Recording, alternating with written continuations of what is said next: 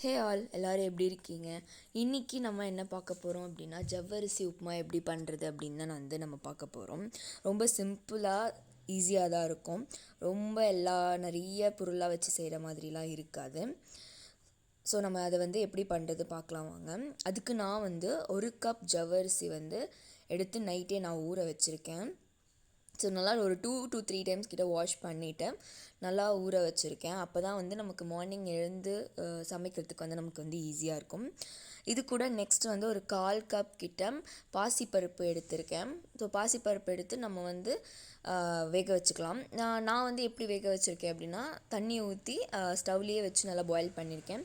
உங்களுக்கு வேணும் அப்படின்னா நீங்கள் குக்கரில் கூட வச்சு கூட நீங்கள் பாயில் பண்ணிக்கலாம். ஆனால் அது ரொம்ப சாஃப்டாக குழஞ்சிடாமல் இருக்கணும்.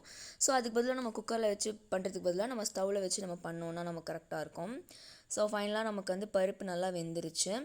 ஸோ நான் காட்டியிருக்கிற அந்த ஸ்டேஜ் அளவுக்கு நமக்கு வெந்தாலே போதும். ரொம்ப பருப்பு குழஞ்சிது அப்படின்னா நமக்கு உப்புமாவில் போடும்போது நமக்கு அது நல்லாவே இருக்காது. ஸோ அதனால் இந்த ஸ்டேஜ் வரும்போது எடுத்துருங்க. நெக்ஸ்ட்டு ஒரு வானலியில் 4-5 டேபிள் ஸ்பூன் எண்ணெய் ஊற்றிக்கோங்க. அது கூட கொஞ்சமாக கடுகு, அப்புறமா கருவேப்பிலை, கடலைப்பருப்பு, அப்புறமா ஒரு பச்சை மிளகா ஆட் பண்ணியிருக்கேன் நான். நல்லா எல்லாமே போட்டு நல்லா மிக்ஸ் பண்ணி விடுங்க. ஒரு 2 டேபிள் ஸ்பூன் கடலைப்பருப்பு போட்டுக்கோங்க, நல்லா டேஸ்ட்டாக இருக்கும்.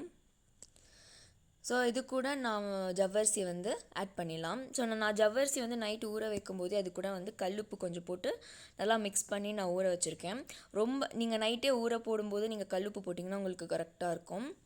ஸோ ரொம்ப சேர்க்காதீங்க, உப்பு லைட்டாகவே ஆட் பண்ணுங்கள். அப்போ தான் நமக்கு கரெக்டாக இருக்கும்.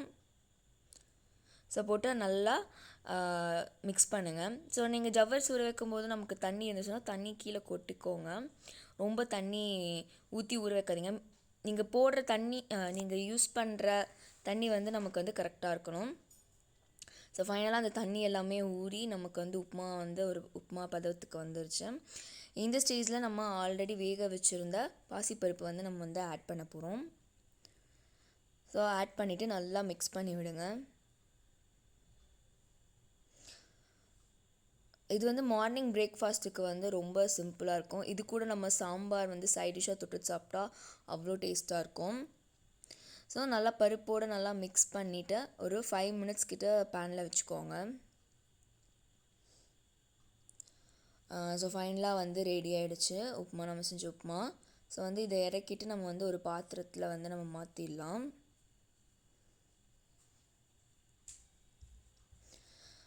ஸோ நீங்களுமே வீட்டில் ட்ரை பண்ணி பாருங்கள். ரொம்ப சிம்பிளான டிஷ் தான்.